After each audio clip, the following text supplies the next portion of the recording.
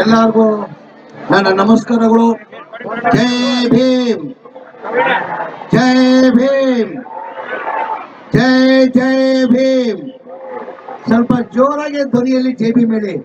ಇವತ್ತು ಬಾಬಾ ಸಾಹೇಬ್ ಅಂಬೇಡ್ಕರ್ ಸಂವಿಧಾನ ಕೊಟ್ಟಿಲ್ಲ ಅಂದ್ರೆ ಈ ಉತ್ಸವ ಮಾಡಕ್ಕೆ ಸಾಧ್ಯ ಆಗ್ತಾ ಇತ್ತಾ? ನೀವು ಅಲ್ಲಿ ಕೂರಕ್ ಸಾಧ್ಯ ಆಗ್ತಾ ಇತ್ತಾ? ನಾನು ಇಲ್ಲಿ ಮಂತ್ರಿಯಾಗಿ ನಿಲ್ಲಕ್ ಸಾಧ್ಯ ಆಗ್ತಾ ಇತ್ತಾ? ಬಾಬಾ ಸಾಹೇಬ್ ಅಂಬೇಡ್ಕರ್ ಸಂವಿಧಾನ ಕೊಟ್ಟಿದ್ದ ಕಾರಣಕ್ಕೆ ನೀವು ಅಲ್ಲಿ ಕೂತಿದ್ದೀರಾ, ನಾನು ಇಲ್ಲಿ ಮಂತ್ರಿಯಾಗಿ ನಿಂತಿದ್ದೀನಿ. ನಮ್ ಕರ್ತವ್ಯ ಆಗ್ತಾ ತಾನೆ ಜೋರಾಗಿ ಜೈ ಭೀಮ್ ಹೇಳೋದು. ಜೈ ಭೀಮ್, ಜೈ ಭೀಮ್, ಜೈ ಜೈ ಭೀಮ್. ವೇದಿಕೆ ಮೇಲೆ ಆಸೀನಿರುವ ನನ್ನ ಆತ್ಮೀಯ ಸ್ನೇಹಿತರು, ನಮ್ಮ ಪಕ್ಷದ ಮುಖಂಡರು, ಮಾಜಿ ಮಂತ್ರಿಗಳು, ಹಾಲಿ ಶಾಸಕರಾದಂತ ನಾಗೇಂದ್ರ ಅವರೇ, ಇನ್ನೊಬ್ರು ನನ್ನ ಆತ್ಮೀಯ ಸ್ನೇಹಿತರು, ನನ್ನ ತಮ್ಮ ಆದಂತ ನಮ್ಮ ಪಕ್ಷದ ಮುಖಂಡರಾದಂತ ನಿಮ್ ಪ್ರೀತಿಯ ಶಾಸಕರಾದಂತ JN ಗಣೇಶ್ ಅವರೇ, ಇನ್ನೊಬ್ರು ನನ್ನ ಆತ್ಮೀಯರು, ನನ್ನ ತಮ್ಮ ಆದಂತ ಶಾಸಕರಾದಂತ ಭರತ್ ರೆಡ್ಡಿ ಅವರೇ, ನಾಗರಾಜ್ ಅವರೇ, ಲಕ್ಷ್ಮಣ್ ಅವರೇ, ಚಂದ್ರಕಾಂತ್ ಅವರೇ, ಶ್ರೀನಿವಾಸ್ ಅವರೇ, ಹಬೀಬ್ ರೆಹಮಾನ್ ಅವರೇ, ವೇದಿಕೆ ಮೇಲೆ ಆಸೀನಿರುವ ಎಲ್ಲ ಆತ್ಮೀಯರಿಂದ ಎಲ್ಲ ಅಕ್ಕ ತಂಗಿರಿ, ಅಣ್ಣ ತಮ್ಮಂದ್ರೆ, ಮಾಧ್ಯಮ ಸ್ನೇಹಿತರೆ, ಮಧ್ಯಾಗಿ 26 ಕಂಪನಿ ಉತ್ಸವದ ಶುಭಾಶಯನ ಕೋರಕ್ ಬಯಸ್ತಾ ಇದ್ದೀನಿ.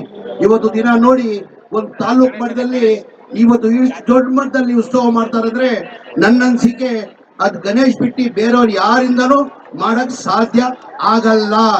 ನಾನು ಬಹಳಷ್ಟು ಉತ್ಸವಗಳು ನೋಡಿದೀನಿ. ಇದು ತಾಲೂಕ್ ಮಟ್ಟದಲ್ಲಿ ಉತ್ಸವ. ನಮ್ದು ಹಂಪಿ ಉತ್ಸವ ಇದೇ ತಿಂಗಳಲ್ಲಿ 13, 14, 15 ನಾವು ಹಂಪಿ ಉತ್ಸವ ಮಾಡ್ತಾ ಇದೀವಿ. ಅಂದ್ರೆ ಈ ಉತ್ಸವ ನೋಡಿದ್ರೆ ಎಲ್ಲ ಒಂದ್ ಕಡೆ ನಾವೇ ಹಿಂದೆ ಇದ್ದಂಗೆ ಕಾಣ್ತಾ ಇದೆ ನನಗೆ. ನಾನೇ ಜಿಲ್ಲಾ ಉಸ್ತುವಾರಿ ಮಂತ್ರಿಯಲ್ಲಿ, ಅದು ಜಿಲ್ಲಾವಾರು ಹಂಪಿ ಉತ್ಸವ ಅನ್ನ ಹಮ್ಮಿಕೊಂಡಿರೋದು.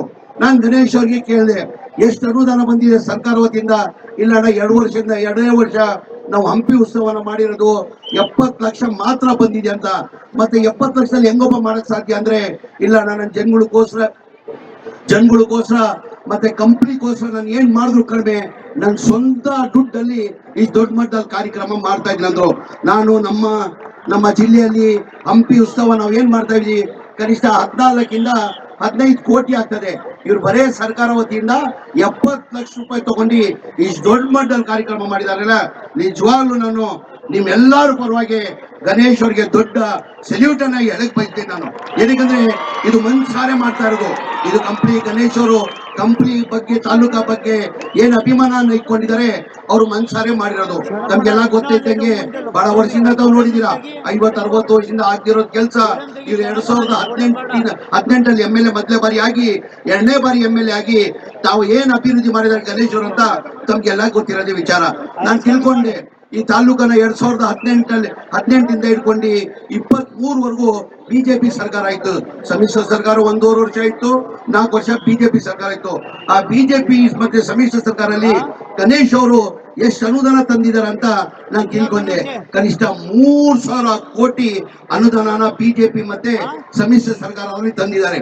ನಮ್ಮ ಸರ್ಕಾರ ಬಂದಿ ತಮ್ಗೆಲ್ಲ ಗೊತ್ತಿದ್ದಂಗೆ ಈ 5 ಗ್ಯಾರಂಟಿಗಳಿಗೆ ಕನಿಷ್ಠ 55 ಇಂದ 60,000 ಕೋಟಿ ಆಗ್ತದೆ.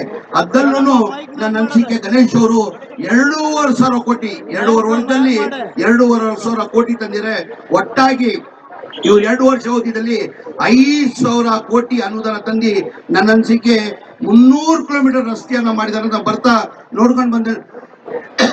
ನನ್ನ ಸ್ನೇಹಿತರಿಗೆ ಹೇಳ್ತಾ ಇದ್ದೆ, ಒಂದ್ ಕಡೆ ಎಲ್ಲಾ ಕಡೆ ರಸ್ತೆಯನ್ನ ಮಾಡಿದಾರಿಲ್ಲ ಅಂತ ಹೇಳ್ಬಿಟ್ಟು ನಾನು ಹೇಳ್ಕೊಂಡು ಬರ್ತಾ ಇದ್ದೆ. ನಾನು ಗಣೇಶ್ ಅವ್ರಿಗೆ ಬಹಳ ಇತ್ತೀಚೆಗೆ ಬಹಳ ಹತ್ತಿರದಿಂದ ನಾನು ನೋಡ್ತಾ ಇದ್ದೀನಿ.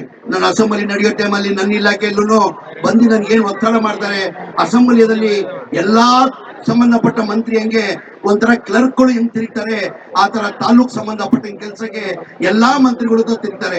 ನಾನು ಹೇಳ್ತೀನಿ, ಗಣೇಶ್ ಅವರೇ, ನೀವು 2 ಬಾರಿ MLA ಆಗಿದ್ದೀರಾ, ಏನಿಗೆ ಇಷ್ಟೆಲ್ಲ ಇದ್ ಮಾಡ್ತೀರ ಅಂದ್ರೆ, ಇಲ್ಲಣ್ಣ, ತಾಲೂಕ್ ಜನ ನನ್ನ ನಂಬಿಟ್ಟಿದ್ದಾರೆ, ಅವ್ರು ನನ್ನ MLA ಮಾಡಿದ್ದಾರೆ, ಅವ್ರು ನನ್ನ ಸೇವಕ, ನನ್ನ ಕೊನೆ ಉಸಿರುವರೆಗೂ ಅವ್ರ ಸೇವೆ ನಾನು ಮಾಡ್ಬೇಕಾಗ್ತದೆ, ಋಣ ನಾನು ತೀರ್ಸ್ಬೇಕು.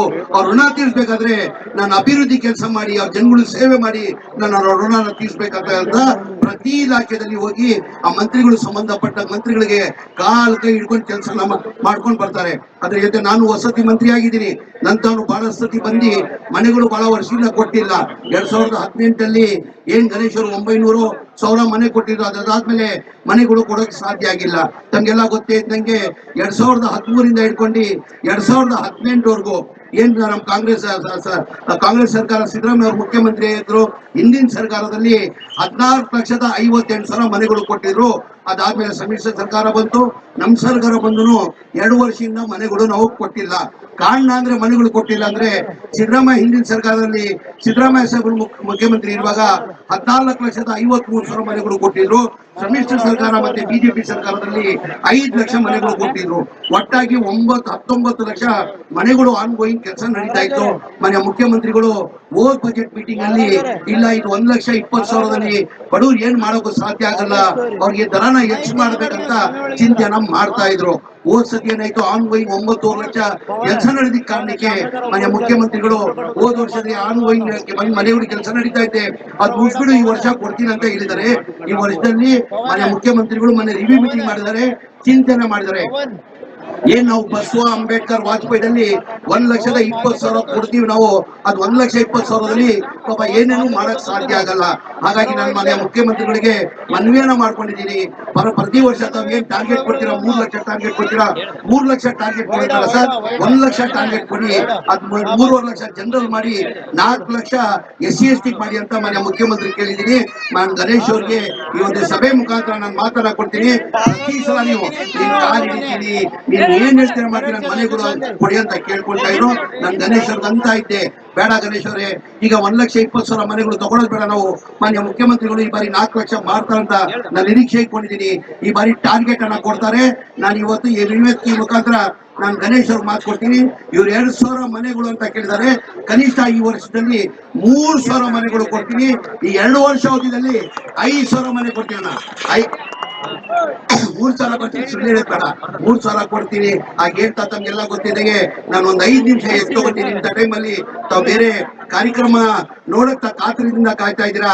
ಏನಪ್ಪಾ ಇದು ರಾಜಕಾರಣಿಗಳು ಮಧ್ಯದಲ್ಲಿ ಬಂದು ರಾಜಕೀಯ ಭಾಷಣ ಮಾಡ್ತಾರಂತ ತಾವು ದಯಮಾಡಿ ಬೇಜಾರು ಮಾಡ್ಕೊಂಡ್ಬೇಡು. ಇನ್ನು 2-3 ನಿಮಿಷ ನಾನು ಮಾತಾಡ್ತೀನಿ. ನಾನು ವಸತಿ ಮಂತ್ರಿ ಆದ್ಮೇಲೆ ತಮ್ಗೆಲ್ಲ ಗೊತ್ತೇ ಇದ್ದಂಗೆ ನಮ್ ಸರ್ಕಾರ ಹಿಂದಿನ ಸರ್ಕಾರದಲ್ಲೇ ಸಿದ್ದರಾಮಯ್ಯ ಅವರು ಮುಖ್ಯಮಂತ್ರಿ ಇರುವಾಗ 1,80,253 ಮನೆಗಳು ಸ್ಲಮ್ ಬೋರ್ಡ್ಗೆ ಸ್ಯಾಂಕ್ಷನ್ ಮಾಡಿದ್ರು. ಅದೇ ತರ ರಾಜೀವ್ ಗಾಂಧಿ AHP ಸ್ಕೀಮ್ ಅಂತ ಹೇಳ್ಬಿಟ್ಟು 47,856 ಮನೆಗಳು ಸ್ಯಾಂಕ್ಷನ್ ಮಾಡಿದ್ರು. ಒಟ್ಟಾಗಿ 2,30,30,000 ಮನೆಗಳು. ಒಂದ್ ಮನೆ ಕಟ್ಟಬೇಕಾದ್ರೆ 7.5 ಲಕ್ಷ ರೂಪಾಯಿ ಆಗ್ತದೆ. ಕೇಂದ್ರ ಸರ್ಕಾರದಿಂದ 1.5 ಲಕ್ಷ ಕೊಡ್ತಾರೆ, ರಾಜ್ಯ ಸರ್ಕಾರದಿಂದ ಜನರಲ್ಗೆ 1,20,000 ಕೊಡ್ತಾರೆ, SC ST ಇದ್ರೆ 2 ಲಕ್ಷ ಕೊಡ್ತಾರೆ. ಅವರೇಜ್ ತಗೊಂಡ್ರೆ ನಾವು 3 ಲಕ್ಷ ರೂಪಾಯಿ ಆಗ್ತದೆ. 4.5 ಲಕ್ಷ ರೂಪಾಯಿ ಬೆನಿಫಿಷರಿ ಕಟ್ಟಬೇಕಾಗ್ತದೆ. ಪಾಪ ಬಡವರು ಎಲ್ಲಿಂದ ಕಟ್ಟಕ್ಕೆ ಸಾಧ್ಯ? ಟೋಟಲ್ ಆಗಿ 2,30,000 ಮನೆಗೆ ಬೆನಿಫಿಷರಿ ಪೇಮೆಂಟ್ ಬರಬೇಕಾಗಿತ್ತು 9,500 ಕೋಟಿ ಬರಬೇಕಾಗಿತ್ತು. ಅದ್ರಲ್ಲಿ ಬರೇ 310 ಕೋಟಿ ಬಂದಿತ್ತು. ಯಾರೋ 5,000 ಕೊಟ್ಟವ್ರೆ, ಯಾರೋ 10,000 ಕೊಟ್ಟವ್ರೆ, ಯಾರೋ 15,000 ಕೊಟ್ಟವ್ರೆ. ಆದ್ಮೇಲೆ ಬಡವ್ರು ಕೊಡಕ್ ಸಾಧ್ಯ ಆಗಿಲ್ಲ, ಕೊಟ್ಟಿಲ್ಲ. ಮನೆ ಎಲ್ಲ ಅನ್ಕಂಪ್ಲೀಟ್ ಆಗಿತ್ತು.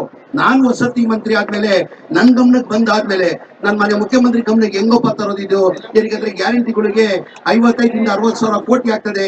ಈ ಮನೆಗಳಿಗೆ ಕಂಪ್ಲೀಟ್ ಮಾಡ್ಬೇಕಾದ್ರೆ ಕನಿಷ್ಠ 9,500 ಕೋಟಿ ಬೇಕಾಗ್ತದಂತ ನಾನು ಧೈರ್ಯ ಮಾಡಿ ಮನೆ ಮುಖ್ಯಮಂತ್ರಿ ಗಮನಕ್ಕೆ ತಂದೆ. ಸರ್, ಹಿಂದಿನ ಸರ್ಕಾರದಲ್ಲಿ ತಾವೇ ಮುಖ್ಯಮಂತ್ರಿ ಇರುವಾಗ ಈ ಮನೆಗಳು ಸ್ಯಾಂಕ್ಷನ್ ಮಾಡಿದ್ದು.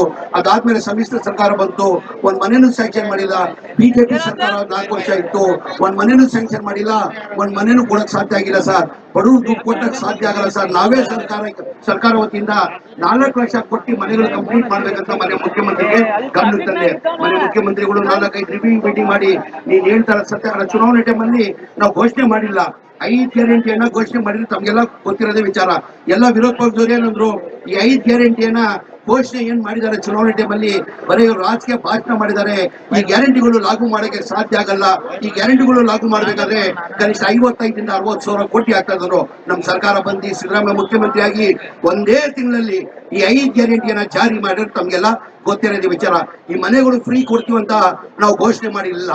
ಮನೆ ಮುಖ್ಯಮಂತ್ರಿ ಗಮನಕ್ಕೆ ತಂದಾದ್ಮೇಲೆ ನೀನ್ ಹೇಳ್ತಾರ ಸತ್ಯ, ಬಡವ್ರು ದುಡ್ಡು ಕೊಡಕ್ ಸಾಧ್ಯ ಆಗಲ್ಲ. ಅದ್ ಎಷ್ಟನ್ನ ಕಷ್ಟ ಆಗ್ಲಿ, ಎಷ್ಟನ್ನ ತೊಂದರೆ ಆಗ್ಲಿ, ಸರ್ಕಾರ ವತಿಯಿಂದ ನಾವು ಕೊಡ್ತೀವಿ ಅಂತ ಹೇಳ್ಬಿಟ್ಟು ಕ್ಯಾಬಿನೆಟ್ ಅಲ್ಲಿ ತಂದು 2024 ಮಾರ್ಚ್ ಫೆಬ್ರವರಿಲಿ ಕ್ಯಾಬಿನೆಟ್ ಅನ್ನು ಅಪ್ರೂವ್ ಮಾಡಿ ಮಾರ್ಚ್ ಅಲ್ಲಿ 2024 ಮಾರ್ಚ್ ಅಲ್ಲಿ 36,789 ಮನೆ ಕೊಟ್ವಿ. ಇದೇ ಹೋದ್ ತಿಂಗಳು ನಾವು ತಿಂಗಳಲ್ಲಿ 24ನೇ ತಾರೀಕಿಗೆ ಜನವರಿ 24ನೇ ತಾರೀಕಿಗೆ 42,345 ಮನೆಗಳು ಒಟ್ಟಾಗಿ ನಮ್ಮ ಸರ್ಕಾರ ಬಂದಾದ್ಮೇಲೆ 80,000 ಮನೆಗಳು ಕೊಟ್ವಿ. ಏನಕ್ಕೆ ಬಿಜೆಪಿ ಅವ್ರು ಕೊಡಕ್ ಸಾಧ್ಯ ಆಗ್ಲಿಲ್ಲ? ಅವಾಗ ಯಾವ ಗ್ಯಾರಂಟಿನೂ ಅವ್ರು ಇರಲಿಲ್ಲ, ಅಂದ್ರೆ ಅವ್ರ ಬಡವ್ರ ಬಗ್ಗೆ ಕಾಲೇಜ್ ಇಲ್ಲ ಅಂತ ಅವ್ರು ಮನೆಗಳು ಕೊಡಕ್ ಸಾಧ್ಯ ಆಗಿಲ್ಲ. ನಮ್ ಸರ್ಕಾರ ಇರೋದೇ ಬಡವ್ರ ಪರ ಅಂತ ನಮ್ಗೆ ಹೇಳಕ್ ಬಯಸ್ತಾ ಇದ್ದೀನಿ. ಮುಂದಿನ ದಿನ ಅಲ್ಲಿ ಇನ್ನ 31,000 ಜುಲೈಯಲ್ಲಿ ಇನ್ನ 36,000 ಮನೆಗಳು ಕೊಡ್ಬೇಕಂತ ನಾವು ತೀರ್ಮಾನ ಮಾಡಿದೀವಿ. ನಮ್ ಗಣೇಶ್ ಅವರು ಇಷ್ಟೆಲ್ಲ ಒಳ್ಳೆ ನಾನು ಹೇಳ್ತಿಲ್ಲ, ಒಂಥರ ಜನ ಸಾಗರ ನೋಡ್ರೆ ನನ್ನಂತೂ ಎಷ್ಟು ಖುಷಿಯಾಗಿದೆ ಅಂತ ನಾನು ಹೇಳಲಿಕ್ಕೆ ಸಾಧ್ಯನೇ ಇಲ್ಲ. ಈ ಇಂಥ ಕಾರ್ಯಕ್ರಮಕ್ಕೆ ಮನೆ ಮುಖ್ಯಮಂತ್ರಿಗೆ ನಾವು ಕರೆಸಬೇಕಾಗಿತ್ತು. ಗಣೇಶ್ ಅವ್ರಿಗೆ ನಾನು ಇವತ್ತು ಮಾತನ್ನ ಕೊಡ್ತೀನಿ. ನಾನು ಬರೋ ಉತ್ಸವದಲ್ಲಿ 27 ಏನು ನಾವು ಕಂಪ್ಲಿ ಉತ್ಸವ ಮಾಡ್ತೀವಿ, ಅವಾಗ ಖಂಡಿತ ನಾನು ಮನೆ ಮುಖ್ಯಮಂತ್ರಿ ಕರ್ಕೊಂಡ್ ಬರಕ್ಕೆ ನಾನು ಪ್ರಯತ್ನ ಮಾಡ್ತೀನಿ. ಅವ್ರು ಇಂಥ ಕಾರ್ಯಕ್ರಮ ಅಂದ್ರೆ ಖಂಡಿತ ಅವ್ರು ಬರ್ತಾರೆ. ಇದು ಯಾರಿಂದ ಹೇಳ್ದಲ್ಲ, ನಾನು ಈ ತಾಲೂಕು ಉತ್ಸವ ಇದು ಯಾರೂ ಮಾಡಕ್ ಸಾಧ್ಯ ಆಗಲ್ಲ. ಒಬ್ನೇ ಒಂದ್ ಮಾಡಕ್ ಆಗ್ತಾ ಇರೋದು ಸಿಂಗಂ ಗಣೇಶ್, ಬೇರೆ ಯಾರಿಂದಾನು ಮಾಡಕ್ ಸಾಧ್ಯ ಆಗಲ್ಲ. ಇನ್ನೊಂದ್ ಬಾರಿ ತಮ್ಗೆಲ್ಲ ಉತ್ಸವದ ಶುಭಾಶಯ ಕೋರಿ ನಾನು ಮಾತು ಕೊಡ್ತೀನಿ. ಜೈ ಹಿಂದ್, ಜೈ ಕರ್ನಾಟಕ.